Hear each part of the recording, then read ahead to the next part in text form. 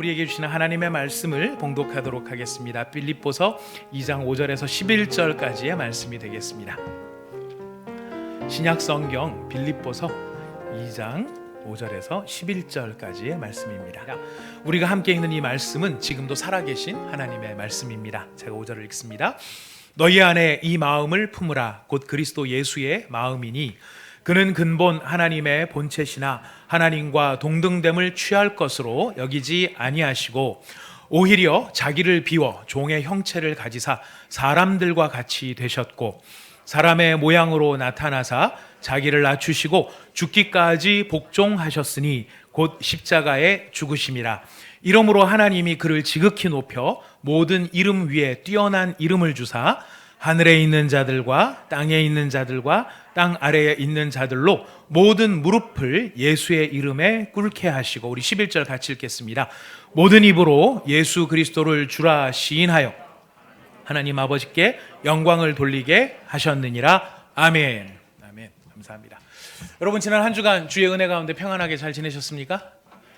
사는 게 힘들지 않으셨나요? 좀 견딜만 하셨습니까? 아니, 견디지 못하시는 상황이었습니까? 네. 여러분들 모습을 보니까 견디지 못할 만한 상황을 겪고 오신 것 같은 느낌이 듭니다. 하나님 말씀을 봉독하는데 이렇게 힘아가리가 하나도 없는데 세상에서 무슨 힘이 하나도 있겠습니까? 하나님 앞에서 기뻐할 수 없는데 우리가 어떻게 세상에서 기뻐할 수 있겠고, 우리가 하나님 앞에 온전한 마음을 드릴 수 없는데 어떻게 세상 가운데서 우리가 힘을 발휘하면서 살 수 있겠습니까? 하나님 앞에 힘이 없는데 세상에서 힘이 난다 그러면 오히려 잘 걱정을 해보셔야 됩니다. 소속이 내가 잘못된 거 아닌가. 우리가 하나님 앞에 나와서 하나님의 말씀을 읽을 때 힘이 나고, 찬양할 때 힘이 나고, 기도할 때 힘이 나는 것입니다. 이 힘 가지고 세상을 사는 것이죠. 여러분, 이런 힘이 저와 여러분에게 임해 계신 것을 여러분 확신하시기를 바라겠습니다. 자, 오늘 우리가 읽은 본문 말씀으로 저희가 예수님의 태도를 닮으라 라는 제목으로 말씀을 전할 텐데요, 오늘 우리가 이 5절부터 11절까지의 말씀은 신약 성경에 나오는 가장 아름다운 시편 중에 하나로 성경학자들이 이야기를 하고 있습니다. 우리가 이렇게 서신서에 쓰여져 있고 우리가 늘 산문 읽듯이 이렇게 읽다 보니까 이게 시, 찬송 이런 느낌이 별로 안 드는데, 지금 이 본문 말씀은 사실은 시의 형식을 가지고 있고요, 찬송을 하고 있는 것입니다. 바울이 예수님에 대한 찬송을, 찬양을 이렇게 하고 있는 내용입니다.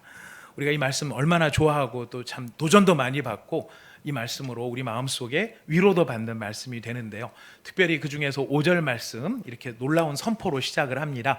너희 안에 이 마음을 품으라. 곧 그리스도 예수의 마음이니 라고 이야기를 합니다. 이 말씀을 헬라어에서 직역을 하면은 이렇게 표현이 됩니다. 사실 어떻게 표현이 되느냐면은 너희 안에 이것을 품으라가 됩니다. 너희 안에 이것을 품으라. 이것이 무엇이냐면은 그리스도 예수 안에도 있었던 것이라는 뜻입니다. 너희 안에 이것을 품으라. 이것이 무엇이냐면은 그리스도 예수 안에도 있었던 것, 그것을 품어라 이렇게 되어 있습니다. 자, 너희 안에는 우리 마음 속에죠. 근데 이 놀라운 것은 참 재미있는 것. 저는 사실 이번에 본문 말씀을 주해를 하다가 참 내가 성경에 여전히 무식하구나. 정말 성경을 아직도 너무 많이 모르는구나. 이런 참 반성을 하면서 이번 설교를 준비할 수 있었는데요. 품으라 라고 하는 말이 무슨 뜻이냐면요, 이런 태도를 가지라라는 뜻이에요. 이런 마음을 품으라 라는 말이 태도를 가지라는 뜻이에요. 이 영어 성경에 보면은요, 영어 성경이 번역본이 굉장히 많습니다. 근데 그 중에서 번역의 원칙들이 있어요. 어떤 원칙이냐면은, 어떤 성경은 가능한 한 헬라어나 히브리어의 원문 그대로 번역하려는 그런 전통이 있는 해석 방법이 있고, 또 다른 해석 방법은 이 뜻을 잘 헤아려서 뜻이 통할 수 있도록 의미를 풀어서 번역하는 방법이 있어요.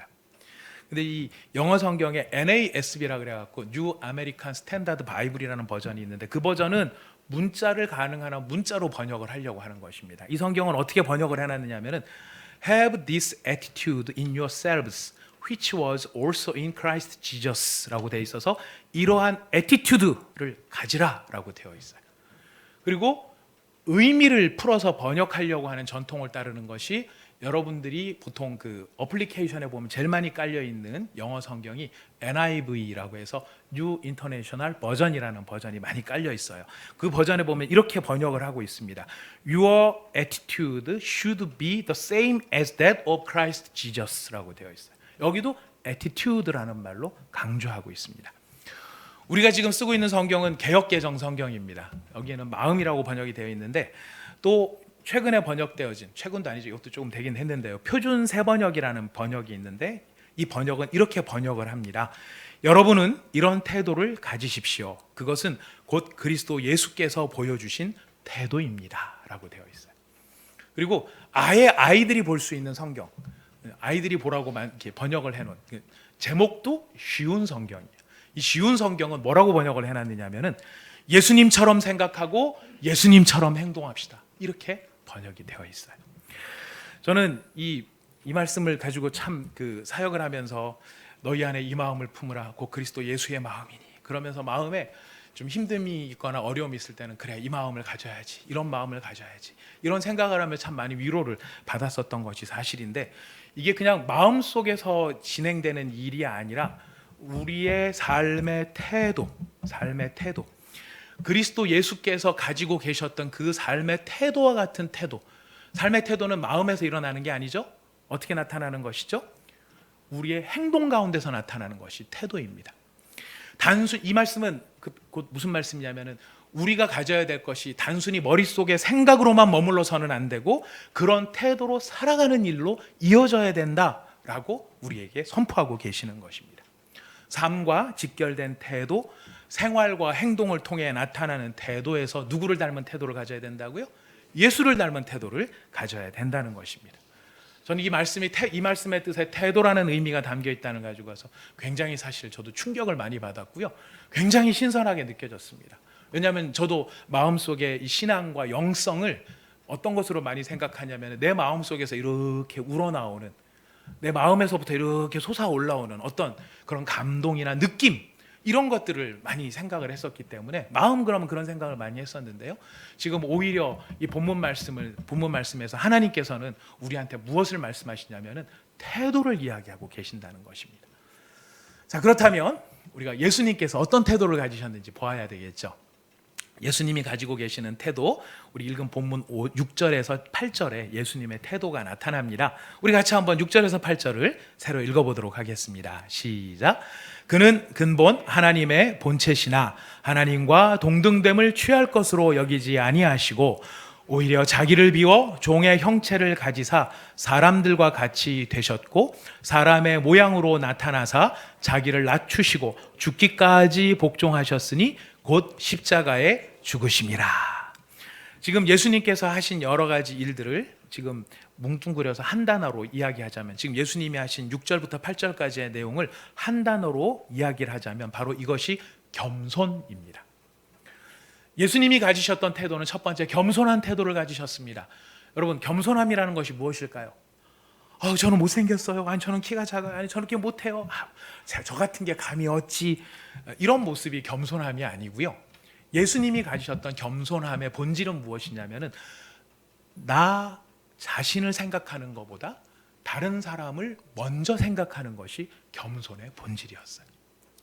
지금 예수님께서 우리가 함께 읽은 6절에서 8절까지의 말씀을 보면 예수님께서는 누구를 먼저 생각하고 계시냐면 하나님 아버지를 먼저 생각하고 계세요.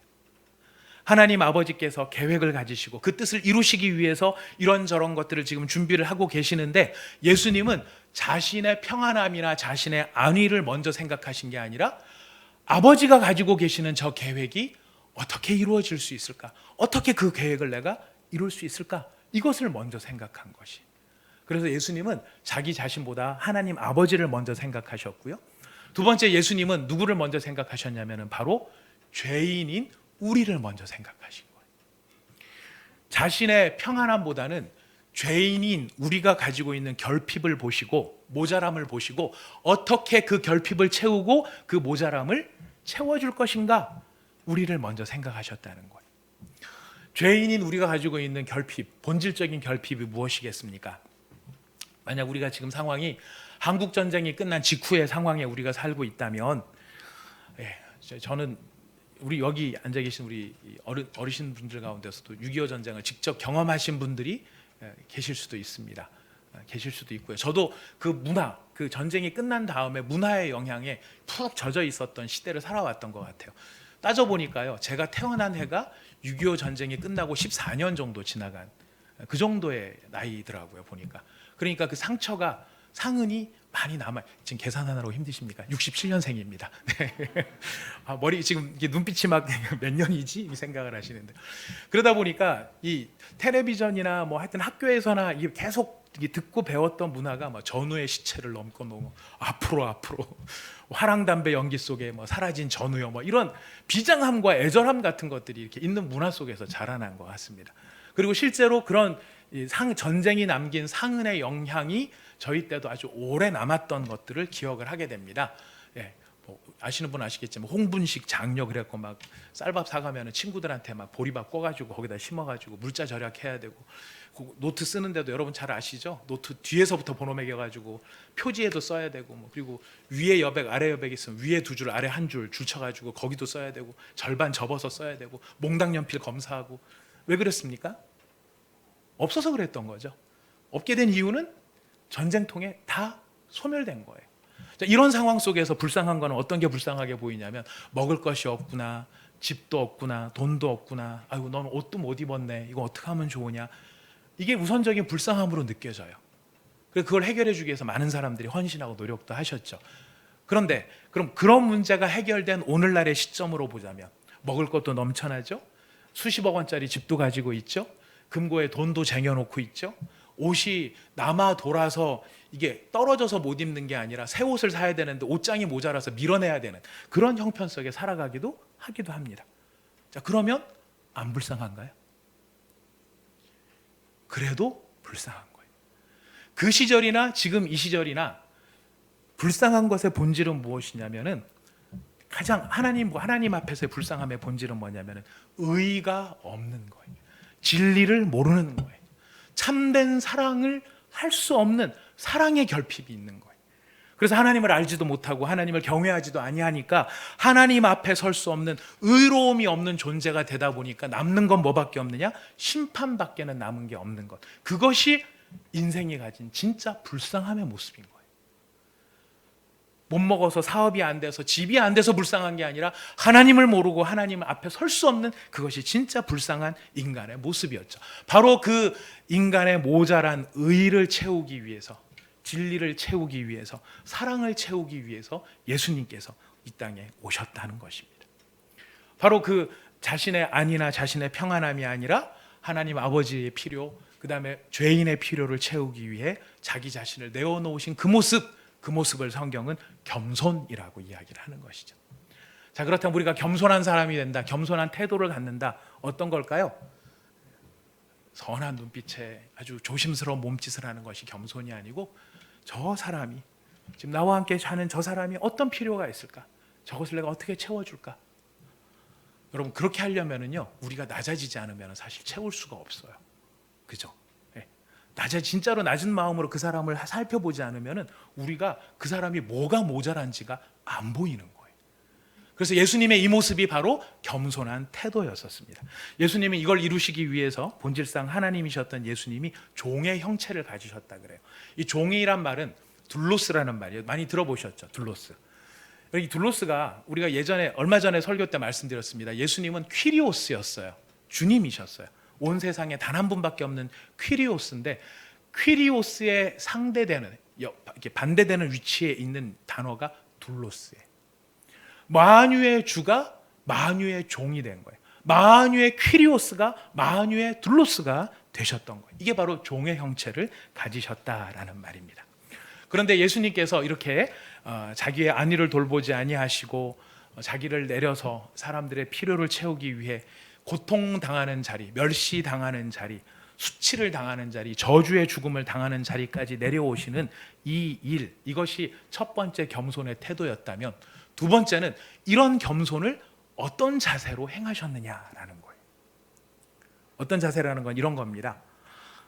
예수님께서 이렇게 종의 형체를 가지시고 자신을 낮추시는 이 일, 여러분, 예수님께서 이거 누가 시켜서 하신 걸까요?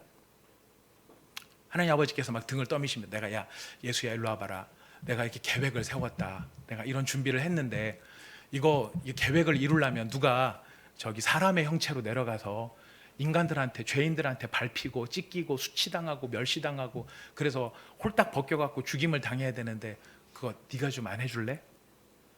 좀 해라. 존말할 때 하자. 그렇게 모르냐? 아씨 깝깝. 제 얘기입니다. 제가 제 아들하고 주로 할 때 하는 이야기인데, 이래서 예수님께서 정말 하고 싶지 않은데 누가 시켜서 억지로 마지못해 하나님께서 부자의 연을 끊자, 내 계획도 안 좋아하는 너 필요도 없다, 이렇게 하셔서 하신 것이 아니라는 거예요. 이 일을 예수님 어떤 자세로 하셨습니까? 여러분, 예수님이 어떤 자세로 했는지를 알 수 있는 힌트가 뭔지 아세요? 우리가 읽은 6절에서 8절까지의 모든 문장의 주어가 누군지 아십니까? 예수 그리스도예요. 이거는 하나님 아버지께서 예수님을 낮추셨다, 하나님 아버지께서 예수님을 겸손한 자리로 내려보내셨다, 이 뜻이 아니고요, 예수님이 본인이 주어가 되셔서 본인이 내려가신 거예요. 그것을 뭐라고 얘기할 수 있겠습니까? 바로 적극적인 태도와 자발적인 태도와 그리고 긍정적인 태도로 이 일을 하셨다라는 거예요. 지금 성경이 우리한테 예수님의 태도를 가져라, 예수님의 태도를, 이런 태도를 가져라라고 얘기하셨을 때 두 가지인 것을 기억해야 됩니다. 예수님의 겸손의 태도, 두 번째는 그 겸손하신 일을 어떤 자세로 하신 거예요? 적극적이고 자발적으로 본인이 스스로 이 일을 기쁘게 하셨다, 이 태도를 우리에게 가지라라고 이야기하고 계시는 것입니다.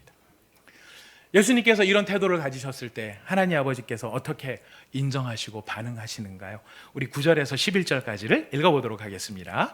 9절에서 11절 읽겠습니다. 시작. 이러므로 하나님이 그를 지극히 높여 모든 이름 위에 뛰어난 이름을 주사 하늘에 있는 자들과 땅에 있는 자들과 땅 아래에 있는 자들로 모든 무릎을 예수의 이름에 꿇게 하시고 모든 입으로 예수 그리스도를 주라 시인하여 하나님 아버지께 영광을 돌리게 하셨느니라. 6절에서 8절까지의 주어는 예수 그리스도셨죠. 그럼 여러분 9절에서 11절까지의 주어는 누구입니까? 하나님이세요. 하나님이 이렇게 하시는 거예요. 하나님이 어떻게 하셨습니까? 그런 태도를 가지신 예수님을 지극히 높이셨다 그래요. 하나님께서, 성부 하나님께서 성자 예수님을 최고의 자리로 올려 보내셨어요. 여러분, 우리 성경을 두 군데만 찾을 텐데요. 시편 75편 6절과 7절입니다. 시편 75편 6절과 7절 말씀, 같이 한번 찾아보도록 하겠습니다.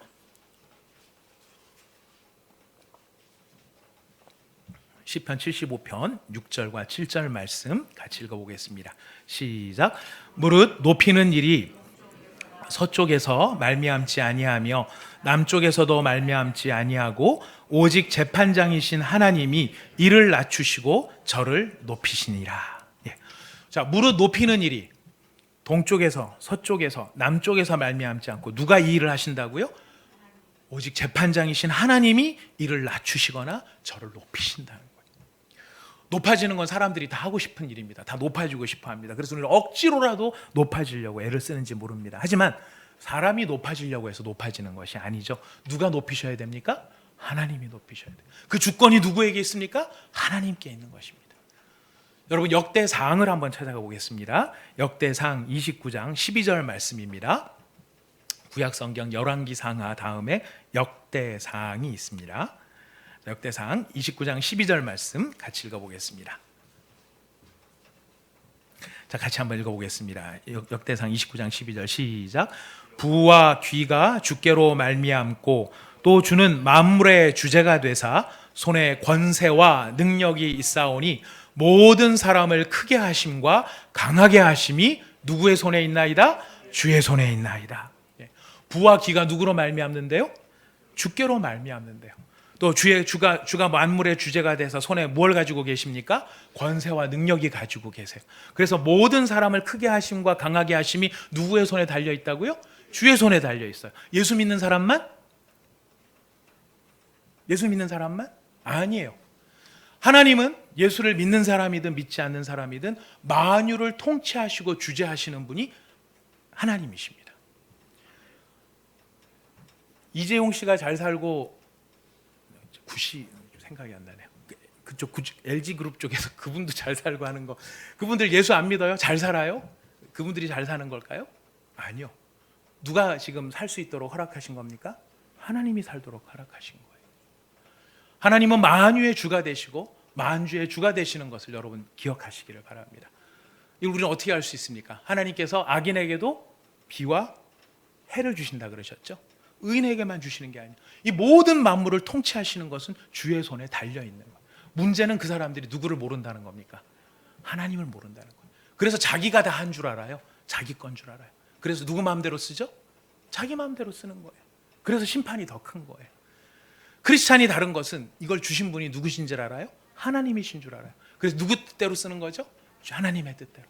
그래서 똑같은 삶을 살더라도 평가가 다를 수밖에 없다는 것이에요. 여러분, 우리의 만유의 주가, 우리의 주는 누구이십니까? 하나님이십니다. 이 하나님께서 누구를 높이셨어요? 예수님을 높이셨습니다. 예수님을 왜 높이셨습니까? 뭘 보시고? 예수님의 태도를 보시고, 예수님이 가지고 계시는 그 태도를 보시고 하나님께서 그 예수를 높이셨다라는 거예요. 자, 이런 말씀을 주시면서 우리에게 오늘 선포하시는 겁니다. 너희 안에 이 마음을 어떻게 하라? 품으라. 이 마음을 품으라.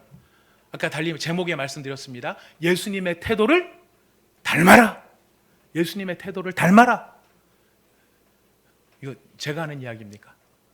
하나님이 하는, 지금 하나님이 원하시는 일이에요. 하나님이 원하시는 게 무엇입니까? 예, 여러분 열심히 우리 살고 있잖아요, 그죠? 여러분 열심히 살고 있는데 우리 누가 원하는 대로 살고 있습니까? 예수님이 원하시는 대로 살고 있습니까? 예수님이 뭘 원하십니까? 그건 잘 모르겠는데 하여튼 원하는 대로 살고는 있어요. 우리가 이런 자세로 나가고 있습니까? 예, 우리가 열심히 살아가는데 우리 진짜 그래, 우리가 그 애매한 가운데 있습니다. 하나님의 뜻대로 사십니까? 그랬을 때 아니요, 그럴 수도 없고, 네, 그러기도 참 애매해요. 우리 마음에 살고는 싶은 마음은 있는데 뭔지는 잘 모르는 그런 끼어있는 삶을 우리가 살고 있어요. 여러분, 그렇다면 오늘 기억하십시오. 하나님이 무엇을 원하시는지 우리에게 가르쳐주고 계십니다.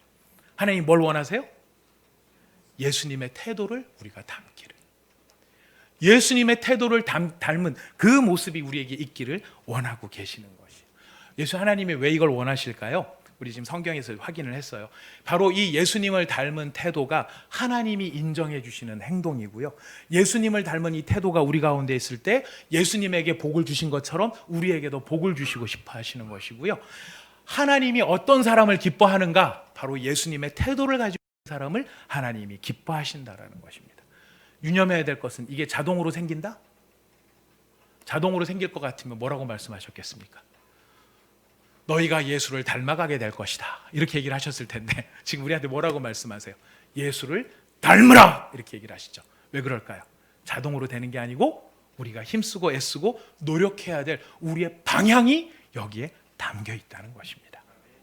그래서 우리가 누구를 닮으려고 누구의 예수님의 뭘 닮으려고 노력을 해야 됩니까?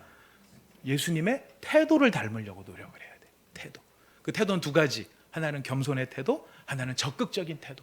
자발적이고 적극적인 태도. 여러분, 이 태도에 대한 이해를 우리가 조금 더 하려고 하는데요.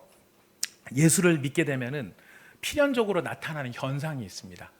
저희가 신앙 상담을 이렇게 많이 해보면 많은 사람들이 이렇게 이것 때문에 고민을 해요. 내가 예수를 믿기는 믿는데 내가 진짜 구원을 받은 게 맞는지, 안 그러면 내가 구원을 받은 척하고 있거나 받았으면 좋겠다는 소망 때문에 살고 있는지, 이런 것 때문에 굉장히 흔들려 하시는 분이 많다는 것을 보게 됩니다. 여러분, 예수님을 믿게 되는 것, 우리가 내가 진짜 예수 믿는 사람이라는 걸 우리가 주로 무엇을 통해서 확인하고 싶어 하느냐 하면은 나의 삶의 선한 열매를 통해서 확인하고 싶어요. 그래서 내가 예수 믿는 사람이라면 사람답게 내 삶에 좋은 선한 일들을 많이 할 수 있어야 되는데 내가 하는 행동을 보니까 선한 일이 아니고 내가 원하지 않는 행동들이 더 많이 나오는 거예요. 이걸 보면은 좌절이 생기는 겁니다. 나 예수 믿는 사람 맞나? 어떨까요? 여러분, 예수를 믿으면은요, 죄를 안 짓는 게 아니에요. 예수 믿으면은 달라지는 게 다른 게 없고요. 두 가지가 달라지는데, 첫 번째, 예수 믿는 사람한테 나타나는 확실한 증상, 첫 번째 무엇이냐면 하나님을 부인할 수가 없어요. 무슨 말이냐면 죄를 짓기는 짓는데 누구를 의식하면서 죄를 짓죠? 하나님을 의식하면서 죄를 져요. 예수 믿고 내가 진짜 예수 믿은 사람이라면 달라진 게 다른 게 아니고요. 막 선을 막 행하고 막 옷도 벗어주고 막 넥타이도 풀어주고 이런 게 아니고 죄도 져요 여전히. 아주 좀 헤매요. 막 헤매고 돌아다니는데 헤매고 돌아다닐지라도 계속 찜찜하니 누구를 의식을 합니까? 하나님을 의식합니다. 그러면서 이러면 안 되는데, 이러면 안 되는 이렇게 할 수 있게 된 것 그 자체가 무엇의 증거입니까? 구원받은 증거예요. 하나님의 백성 아니면 아무도 그렇게 생각 안 합니다. 하나님의 백성이 되었기 때문에 그렇게 생각을 하는 거예요. 두 번째, 구원을 받으면 달라지는 것 한 가지. 그것은 무엇이냐면 시간에 대한, 현재의 삶에 대한 이해가 달라져요. 이게 무슨 말이냐면은 하나님을 모르는 사람들은요, 이 세상 지금 살아가는 것이 전부이기 때문에 어떻게 지금 여기서 잘 살 수 있을까? 그 관점에서 모든 것을 해석을 해요. 어떻게 하면 지금 내가 여기서 잘 살 수 있을까? 필요하다면 뺏든지 사기를 치든지 이렇게 해서라도 잘 살려고 해요. 그러나 하나님을 의식하기 시작하잖아요. 그럼 우리한테는 어떤 안목이 열리냐면은 지금 이 순간의 현재의 삶만이 아니라 영원으로 이어지는 시간이 있다는 것을 의식하기 시작을 해요. 그래서 지금 여기서 내가 어떻게 하면 잘 살까 하는 것을 어떤 관점에서 해석하기 시작하냐면은 영원한 하나님 나라로 이어지는 그 관점에서 어떻게 지금을 잘 살 것인가 이렇게 이해하기 시작한다는 거죠. 그러니까 무슨 일이 벌어집니까? 영원한 삶이 있다는 것을 의식하기 시작하니까 다 움켜잡아야만 되는데 영원한 삶을 깨닫기 시작하면 베풀기 시작을 하는 거예요. 물론 뭐 집을 다 주고 뭐 이런 건 아닌다 할지라도 뭐라도 조금씩 더 주려고 하고 이게 하나님이 이런 마음들이 생기기 시작한다는 거예요. 바로 그 모습이 태도인 거예요. 그래서 우리가 예수님을 바로 믿게 되어졌을 때 우리가 현재를 바르고 예수님 믿는 사람답게 살기 위해서 우리가 지금 시급하게 바로 정립을 해야 될 게 뭐냐면 태도를 바르게 하는 것이. 여러분 태도가 어려운 게 아니죠. 우리가 말하고 행동하고 얼굴에 표정 짓는 것으로 태도가 나타나요. 이 태도는 우리 각자가 마음에 무슨 생각을 하고 있는지 잘 모르지만 그 사람 태도를 보면 우리가 그 마음을 짐작할 수 있어요. 나 좋아하는구나. 저 사람이 나 별로인가 봐. 뭐를 통해서 다 알죠? 마음은 안 보이지만 태도를 가지고 알 수 있게 되는 거죠.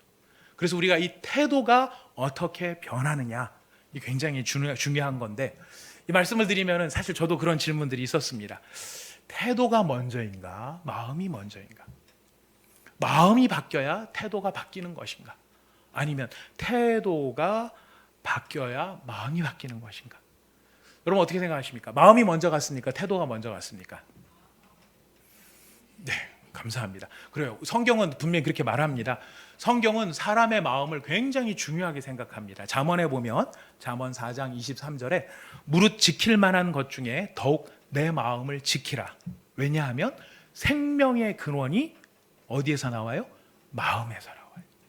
그래서 우리가 많이 생각을 할 때 겉으로 보이는 태도나 우리의 행동 이런 것보다 우리의 속마음과 속생각을 바꾸는 게 더 중요하지 않을까 이런 생각을 훨씬 더 많이 하는 것입니다. 그래서 예를 들자면 이런 겁니다. 하나님이 우리가 참 좋으면서도 약간 불편하게 느껴지는 게 뭐냐면 이 성경 말씀에 항상 책임 안 지시려고 말 안 하는 거죠. 괜찮아요. 여러분 우리 책임 못 지는 일 너무 많으니까 말씀해 보세요. 항상 기뻐하라. 쉬지 말고 기도하라. 범사에 감사하라. 범사에 뭐 하라? 감사하라. 그리고 뭐 하지 말아라? 여기는 안 나오지만 다른 성경에 보면은 불평하지 말아라. 불평하지 마라.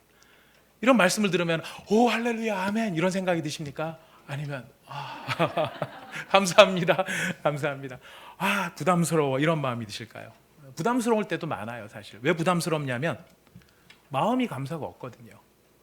우리 마음속에 무슨 생각을 하느냐면은 하나님 범사에 감사라고 하셨지만 제 마음에 감사가 없는데 어떻게 감사할 수 있겠습니까? 하나님 참 어려워요. 이런 이야기를 우리가 할 때가 있다는 거예요. 자, 그렇다면 뒤집어 봅시다. 말을 뒤집어 봅시다. 그럼 마음이 변하기 전에는 마음의 감사가 넘치기 전에는 우리가 말과 표정과 행동으로 감사를 표하지 않아도 된다는 의미입니까? 무슨 말인지 모르시겠습니까? 마음의 감사가 이렇게 채워져야 내가 감사하는 거라면, 그렇다면 감사가 느껴지지 않는다면, 감사가 느껴질 때까지 우리는 말과 표정과 행동으로 순종하지 않아도 되느냐라는 것이. 그렇게 보니까 그거는 아닌 거예요. 성경에 이것과 관련해서 전 참 재미있는 말씀을 생각해 볼수록, 참 음미해 볼수록 어처구니도 없고 또 참 재밌기도 하고, 이게 어떻게 표현해야 될지 잘 모르겠는데요. 예수님께서 한 사람을 고치셨는데 그 사람이 어떤 사람이냐면 손 마른 사람을 고친 적이 있었어요. 손이 말랐다는 것은 손이 이렇게 오그라들어 가지고 펴지 못하는 사람이 있었다는 거거든요. 이 사람을 고치는데 어떻게 고쳤는지 기억나십니까? 이렇게 고치셨습니다. 네 손을 내밀라. 안 이상하세요? 앞으로 이상해지시기 바랍니다. 만약에 제가 그 환자였다면 이런 느낌이 들었을 거예요. 고쳐줘서 펴줘야 내가 손을 내밀지, 나는 피지도 못하고 이렇게 오그라져 있는데 이런 나한테 손을 내밀라고? 이건 어떻게 보면 놀리는 것일 수도 있고요, 이건 말이 안 되는 것일 수도 있어요. 만약에 이 사람이 속으로 마음의 생각을 할 때에 예수님 순 억지네 억지, 손을 내밀라고, 고쳐주면 내가 당연히 내밀지, 고쳐주지도 않는데 나는 못 내밀어, 하나님 먼저, 예수님 먼저 고쳐주세요. 만약에 이런 생각을 하고 그 사람이 손을 안 내밀었다, 고쳐졌을까요? 어려웠을 거예요. 손을 내밀 수는 없었지만, 이 사람이 손을 쫙 펼 수는 없었지만, 지금 성경은 뭐를 강조하는지 아십니까? 그가 손을 내밀려고 행동을 한 거예요. 그때 손이 펴졌어요. 그 마음에 깨달아지고 느껴지고 공감이 돼서, 아, 손을 내밀면 손이 펴지겠구나, 이거를 알아서 한 게 아니라 누가 말씀하시니까? 예수님이 말씀하시니까 어떻게라도 해보려고 하는 거예요. 펴려라고도 해보는 거예요. 손을 내밀라 그러니까 내밀려고 애라도 써보는 것이에요. 제가 진짜 놀라는 게 뭐냐면, 성경은 이 손 마른 사람의 마음의 상태를 기록해 놓고 있지 않다는 거예요. 그가 동의를 했는지, 공감을 했는지, 그가 깨달았는지, 이런 내용은 하나도 안 써 있고 뭐만 기록하고 있는지 아십니까? 그가 손을 내미니. 마음이 먼저인가 태도가 먼저인가? 손을 내미는 것은요, 태도의 문제예요. 손을 내밀라 하셨기 때문에 손을 내밀어 보려고 하는 바로 그것. 물론 이런 건 있습니다. 성경의 궁극적인 목표는 우리의 마음을 바꾸는 거예요. 우리의 마음이 완전하고 온전하게 변화되는 거예요. 악한 생각도 하지 않는 그런 마음으로 변화시키는 것, 변화되는 것이 성경의 궁극적인 목표예요. 근데 그 일은요, 많은 시간이 걸려요. 우리의 마음이 바뀌기까지는 인생의 산전수전 온갖 것들을 다 겪으면서 우리의 마음이 바뀌어요. 그러면 그 마음이 바뀔 때까지 우리의 태도는 그 마음 바꿀 때까지 가만히 있어도 되는 것일까요? 그렇지 않다라는 것입니다. 손을 내밀라라고 하는 예수님의 그 말씀 속에 손을 내밀기 위한 태도를 가지고 있는 그 사람이 하나님의 응답을 경험하고 있는 것이. 그래서 태도가 중요한 것입니다. 여러분, 이거 우리한테 삶에 적용하면 이런 거예요. 기도를 해야 되는데 기도할 마음이 생길 때까지 기다렸다가 기도를 한다면 여러분들 얼마나 많이 기도하시겠습니까? 우리 기도해야 되겠다는 생각은 많이 하는데 기도 많이 안 하는 이유가 어디에 있죠? 못하는 이유가 기도할 마음이 안 생기니까 못한다고 생각을 해요. 기도할 마음이 생겨야 기도를 하지. 그래서 하나님이 기도할 마음을 생기게끔 만들어 주실 때가 있죠. 어떻게 하죠? 사건 사고를 통해서. 사건 사고 없으면 우리 생각을 아예 안 하는 거예요. 그냥 보통 땐 기도 안 해요. 근데 기도해야 되겠다라는 마음이 생기는 과정을 만드시니까 사건 사고가 있는 것이죠. 마음이 생길 때까지 기다리면 된다 안 된다? 안 된다. 마음이 생기지 않더라도 우리는 무엇부터 바꿀 수 있다? 태도를 바꿀 수 있다라는 거예요. 여러분, 우리가 가장 많이 속는 말이 뭐냐면은 지금 말씀드린 거, 마음이 안 생겨요. 많은 그 관계들이 깨어지는 것을 보면은요, 이런 것들이 있어요. 더 이상 마음이 느껴지지 않아요. 느낌이 없어요. 전 마음이 떠났어요. 붕 떴어요.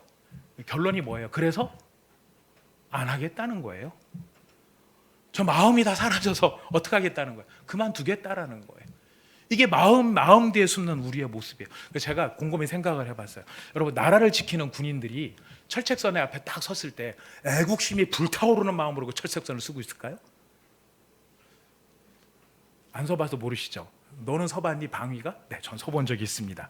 네, 제가 비록 방위라서 군생활 때는 안 써봤지만은 제가 고등학교 2학년 때 전방 무슨 학교에서 그런 프로그램이 있어서 한번 가봤었고요. 대학교 2학년 때 저희 학교 다닐 때는 학도국단이 있어갖고 1학년 때 문무대 가고 2학년 때 전방을 갔었거든요. 그럼 밤에 가갖고 이제 새벽 2시, 3시에 막 교대하려고 하면 이 굉장히 병사들이 힘들어하는 거예요. 짜증도 많이 나고. 근데 그 짜증 나는 그 심정으로 이게 교대가지고 철책선으로 들어가면서 내가 여기서 이 나라를 지키면 우리 저쪽 후방에서 우리 부모님들이 편안하게 주무시고 내가 여기서 나라를 이렇게 막 비바람이 치는 이 나라에도 이 상황에도 이 나라를 지키면 우리나라가 적들로부터 안전하다 이런 사명감을 가지고 전방을 지키는 군인들이 얼마나 되겠어요? 얼마나 될까요? 많아요. 제가 다른 나라에 살고 있나 봐요. 자, 그럼 그런 마음이 안 들면 철책선 안 서야 되는 겁니까?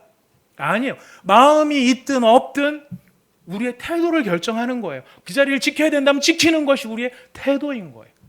누군가의 관계가 있고 누군가의 삶이 있었을 때 그 사람에 대한 내 마음이 없고 안 가고 사랑스럽지 않다고 해서 우리가 그럼 마음 접어? 관계 끝내? 이것이 아니라는 거죠. 우리한테 요구되어지는 것은 무엇입니까? 바로 태도라는 것이. 자, 이렇게 말씀드리면은 어떤 분들이 이렇게 생각을 합니다. 이거 그렇게 순종하는 거 너무 억지로 순종하는 건데 이건 순종하는 척하는 거 아니야? 가식하고 외식하는 거 아니야? 마음이 성숙해서 마음에서 우러나와서 그때 순종하는 게 그게 진짜 순종이지 억지로 이렇게 순종하는 게 순종 아니야? 이렇게 생각할 수 있습니다. 여러분 C.S. 루이스라는 사람을 아실 겁니다. 아마 많이 들어보셨을 텐데 혹시 모르시는 분들 계시면 우리 기독교에 대해서 20세기가 낳은 기독교의 가장 탁월한 사상가가 두 사람이 있는데 한 사람은 프란시스 쉐퍼라는 사람이고요. 한 사람은 C.S. 루이스라는 사람이에요. 이분의 글들을 한번 읽어보십시오. 여러분에게 굉장히 많은 도전이 되고 도움이 될 것입니다. 근데 이 C.S. 루이스가 순전한 기독교에서 이렇게 이야기를 합니다. 당신이 당신의 이웃을 사랑할까 말까로 시간 낭비를 하지 마십시오. 시간 낭비하지 말고 그럼 어떻게 해야 되느냐? 이렇게 하라고 합니다. 사랑하는 것처럼 행동하십시오.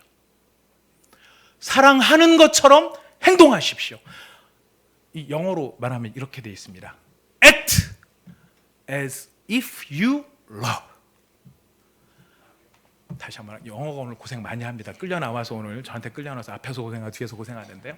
이렇게 얘기를 하고 있습니다. 어떻게 해요? Act. 움직여라. 어떻게 해요? As if you love. 마치 사랑하고 있는 것처럼 움직여라. 우리는 어떻게 하고 있는데요? 사랑할 마음이 있어야 사랑하지 라고 생각을 하는데 사랑할 마음이 있느냐 없느냐 그걸 따지기 전에 사랑하고 있는 것처럼 행동하라. 이렇게 이야기합니다. 이렇게 하자마자 위대한 비밀 하나를 발견합니다. 누구를 사랑하는 것처럼 행동하고 있을 때 실제로 그를 사랑하게 될 것입니다. 우리가 이것을 위선과 오해하는 건 뭐냐면은 위선은 뭐냐면은 이 포도나무가 있어요. 포도나무 가지에다가 어서 포도 열매를 구해다가 그걸 끈으로 묶어놔요. 그래서 그 포도나무에 포도가 열매를 맺힌 것처럼 위장을 해요. 그게 뭐냐면 위선이에요. 어떤 점에서 위선이냐면 남들한테 포도나무인 척하려고 보여주려고 하기 때문에 그게 위선이에요. 위선의 핵심은 남한테 보여주려고 하는 거예요. 지금 우리가 여기서 억지로라도 순종해 보려는 태도를 가지는 건 뭐냐면 남들한테 보여주려고 하는 것이 아니라 어떻게든지 예수님께 반응하고 싶어하는 우리의 마음이기 때문에 그래요. 그래서 우리의 마음에서 막 우러나가지고 막 그런 게 아니고 그런 게 아니라 할지라도 우리가 예수님이 이렇게 말씀하셨다면 그 말씀에 따라 내가 어떻게든지 반응을 좀 한번 해봐야지. 바로 이 노력, 이것이 바로 무엇입니까? 태도라는 것이. 말씀을 정리하도록 하겠습니다. 여러분, 하나님께서는 우리한테 예수님의 태도를 갖기를 원하십니다. 예수님의 태도가 뭐였죠? 기억하십시오. 겸손과 적극성이었어요. 겸손과. 여러분이 적극성을 훈련하는 좋은 방법이 있습니다. 뭔지 아세요? 아멘을 열심히 하십시오. 아멘을 열심히 하십시오. 여러분 찬양할 때도 보면은 이 마음에서 우러나와서 찬양을 해야 된다고 생각을 하니까 내가 나한테 찬양을 하니까 마음이 우러나요? 마음이 우러난다는 게 늘 함정이에요. 제가 보니까 뭐 세상 살다가 찌들려서 막 왔고 막 비는 오는데 교회는 안 오면 또 전화질 할 것 같고 막 이러니까 막 이런 게 너무 싫어 막 이래가지고 이 사람들이 막 왔는데 오느라고 막 젖었고 막 짜증나고 막 이래. 근데 앞에서 막 찬양팀이 찬양을 해요. 찬양을 하는데 찬양하는 게 별로 마음에, 쟤는 오늘도 왜 저러고 있을까? 뭐 넥타이는 왜 저 색깔일까? 왜 저 모양일까? 막 이거 생각하느라고 별로 찬양이 안 돼요. 그러면 그 마음이 좋아질 수 있을까요? 안 좋아질까요? 절대 안 좋아져요. 그런데 이 앞에 나왔으니, 지금 하나님을 찬양하러 나왔으니 내가 하나님을 사랑하는 것처럼 한번 행동해보자. 어떤 행동입니까? 아멘하는 거예요. 찬양하는 거예요. 여러분 경험하실 겁니다. 그렇게 하다 보면 우리의 마음이 움직여지기 시작을 하는 겁니다. 그래서 아멘이 중요하고 동의가 중요하고 예스가 중요한 것입니다. 하나님 말씀을 전할 때 니나 잘하지 이렇게 하고 있는 경우가 저한테 참 많이 있었어요. 저 고백이에요. 여러분들이 그렇다는 게 아니고 제가 정말 회개합니다. 하나님 앞에 회개하면서 정말 하나님이 다 아시기 때문에 고백을 하는데요. 제가 한동안에 굉장히 시니컬하고 막 아주 못된 태도를 가진 적이 있었어요. 제가 대학교 한 4학년, 그다음에 졸업하고 한 1년 그때쯤이었는데요. 마음이 얼마나 강팍했는지 제가 찬송을 이렇게 바꿔 불렀어요. 제가 되게 싫어하는 분이 계셨거든요. 이렇게 찬송을 바꿔 불렀어요. 너 같은 죄인 살리신 주 은혜 놀라와. 찬송이 어떻게 되죠? 나 같은 죄인 살리신 주 은혜 놀라와. 그래서 내가 하나님 앞에 감사해야 되는데 사랑 오면서 너 같은 죄인 살리신 주 은혜 놀라와. 이런 아주 못된 태도를 제가 가지고 있었어요. 그러다 보니 그분이 무슨 말을 하면은 늘 삐딱하게 듣는 거예요. 너는 하냐? 지는 잘하냐? 뭐 이렇게 사냐? 너 정말 믿기는 하냐? 이런 마음을 갖다 보니까 제 마음이요 얼마나 황폐화가 되고요, 얼마나 무너져 내리는지 제가 이 태도의 중요성이 어디에 있는가라는 것을 온몸으로 저도 체득을 한번 해본 적이 있습니다. 아멘하는 자, 예스하는 자, 하나님 앞에 스스로 나가 적극적으로 자발적으로 하는 그 태도가 우리의 마음을 새롭게 하는 하나님의 은혜의 통로가 되는 것입니다. 사랑하는 믿음의 온사랑의 교회 형제자매 여러분, 우리 예수님의 태도를 닮아갑시다. 우리 예수님의 태도를 닮아갑시다. 겸손하게, 적극적으로, 자발적으로 우리 하나님께서 우리 이런 모습을 들어서 우리를 크게 복 주시고 칭찬해 주실 것입니다. 여러분 기억하십시오. 행동합시다. 어떻게 행동합니까? 어떻게 행동합니까? 사랑하는 척. 네. 사랑이 우러나와서 사랑하려고 그러면 안 돼요. 여러분 식어버린 관계도요, 이 부부간에도 옛날에 사랑했던 때를 기억하십시오. 그랬을 때 그 사랑했기 때문에 했었던 행동들이 있어요. 지금은 아무 느낌이 없는데 무슨 행동을 해.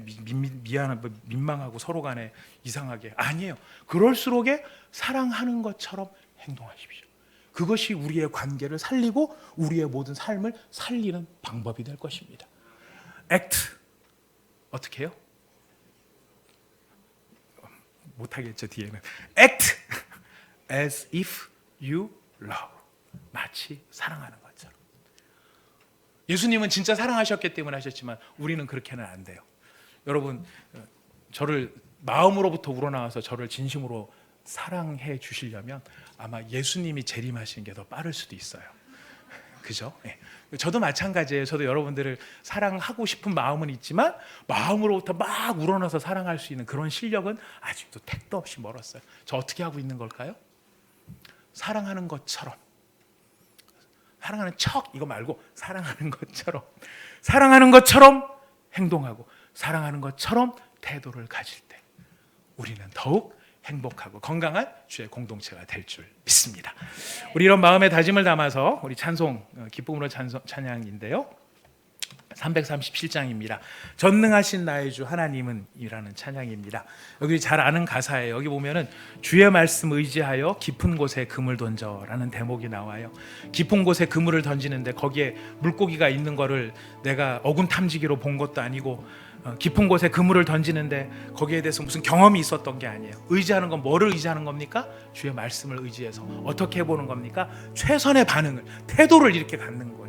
이런 태도가 나에게 있기를 원하는 심정으로 우리 시간 마음을 모아서 오늘 말씀을 생각하면서 함께 기도합시다. 하나님, 오늘 말씀 하나님이 우리에게 원하시는 게 무엇인지 말씀해 주셨습니다. 예수님과 같은 태도를 가지라고, 닮으라고 말씀해 주셨습니다. 주님, 저는 마음이 움직여야, 마음이 다 갖춰져야 이런 걸 할 수 있다. 그러니 이런 마음이 없다면 차라리 난 안 하고야 말겠다. 이러면서 우리 자신이 얼마나 이렇게 미루는 삶을, 숨는 삶을 살아왔는지 모르겠습니다. 하지만 오늘 성경은, 하나님은 우리에게 분명하게 이렇게 말씀하십니다.